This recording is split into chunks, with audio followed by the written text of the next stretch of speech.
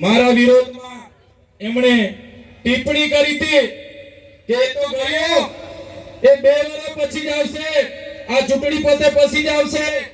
અહીંના એક મંત્રી બનેલા બાજુના તાલુકાના એમણે કીધું એનું તો અમે પૂરું કરી નાખીશું. ત્યારે નેતાઓને બી કહેવા માંગુ છું, तुमको क्या लगता था, तुमको क्या लगता था नहीं लौटेंगे? गलत जब तक तोड़ेंगे नहीं तब तक हमको क्या अंडू पंडू गंडू समझ के रखा है क्या? ये चैतर वसावा है, कभी झुकेगा नहीं. ત્યારે આ જેલની વેદના આપણે બધા નાના લોકો છે. 30 વર્ષથી ભારતીય જનતા પાર્ટીનું શાસન છે. એમના ધારાસભ્ય, એમના મંત્રીઓ, એમના સાંસદો કરોડોપતિ અબજોપતિ થઈ ગયા છે. પોલીસ એમની છે, તંત્ર એમનું છે, જેલો એમની હશે, બધું જ એમનું છે. પણ મત તમારા પર છે, તમારા પર એ મત નાખીને એનો બદલો આપણે બધાએ લેવાનો છે. એમના વિરોધમાં મત નાખીને આ તમારા ભાઈ સાથે થયેલું છે, તમારા દીકરા સાથે થયેલું છે. આ ભાઈનો બદલો તમારે મતદાન એમના વિરોધમાં કરીને આ બદલો તમારે લેવાનો છે. ત્યારે આ જ પ્રકારની એમની નીતિ છે અને નીતિઓનો હું શિકાર બન્યો છું. ત્યારે ઘણા સમયથી હું મારા દાહોદના આગેવાનોને યાદ કરું, મારા સાથી મિત્રોને યાદ કરું. મારો મોબાઈલ પણ જમાલાઈ લીધો તો માંડ હમણાં છોડાવીને હું લાવ્યો છું. ત્યારે આવી પરિસ્થિતિમાં તમને મારે મળાયું નતું. મારી ઈચ્છા હતી દિવાળી પહેલા તમારી મુલાકાત લે, મારા વડીલોના આશીર્વાદ લે, મારી માતા બહેનોના આશીર્વાદ લે, એવી મારી ઈચ્છા હતી.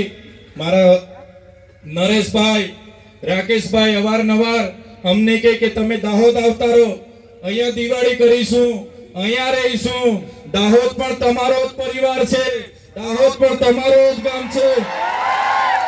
ત્યારે મેં નરેશભાઈને, રાકેશભાઈને કહેતો તો હું ચોક્કસ આવીશ, ચોક્કસ આવીશ. અમારા પરિવાર પાસે ભલે મને નથી જવા દેતા, મેં પણ એમને કીધું કે દાહોદમાં ગમે તે ગામમાં હું જતો રહેમ, સાંજનો જતો રહેમ તો સાંજના રોટલા મળી જશે, સવારે જતો રહેમ તો સવારના રોટલા મળી જશે.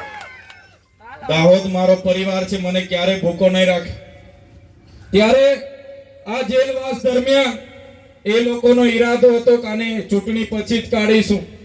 પણ તમે બધા મારી ચિંતા કરતા હશો, મારા માટે પ્રાર્થના કરતા હશો અને કહેતા હશો કે ભાઈ છૂટી જવો જોઈએ, આપણો દીકરો છૂટી જવો જોઈએ. અને તમારી બધાની એ ચિંતા, એ પ્રાર્થના, એ દુઆ, એ પ્રેમ, એ લાગણી થી જ્યારે મેં 80 દિવસ જેલમાંથી છૂટીને આવ્યો ત્યારે હું તમારો બધાનો આભાર માનવા માટે આવ્યો છું. બધાનો ખૂબ ખૂબ આભાર માનું છું. જ્યારે હું ત્યાંથી નીકળ્યો ત્યારે ઘણા લોકો રસ્તા પર ફૂલહાર ને આરતી લઈને મને મળવા માટે આવ્યા. ઘણા લોકો 2-2 કલાક સુધી પોતાની ફૂલહાર લઈને હાઈવે પર 9:30 વાગે વડોદરા જેલમાંથી મને કાઢવામાં આવ્યો. ત્યાંથી મળતો આવ્યો, રાજપીપળા 4 વાગે પહોંચ્યો. ગામડાના લોકો રોડ પર આવે અને બધા ફૂલહાર કરે, આરતી કરે, રડે, ચિંતા કરે.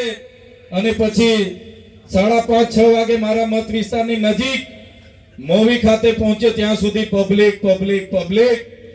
ત્યારે તે દિવસે મારા મનમાં થયું કે આ લોકો મને લઈ જવા માટે આ બધું કરાવે છે. એ લોકો સાથે જતો રહે, કાલે મંત્રી પણ બનાવી દે, પૈસા પણ કમાઈ લે, બંગલા પણ બનાવી લે, મારા કેસ પણ પૂરા થઈ જાય, પોલીસ પણ સલામ કરે. પણ જે જનતા માટે મેં અવાજ ઉઠાવું છું એ જનતાનો અવાજ પછી કોણ બોલશે પછી? એટલે એ જનતાનો અવાજ બનવા માટે એ જનતાએ મારા પર ભરોસો કર્યો. મને દીકરાની જેમ આજે 11 વાગ્યાના અહીંયા રાહ જુએ છે, મારા મિત્રો આજે રાહ જુએ છે.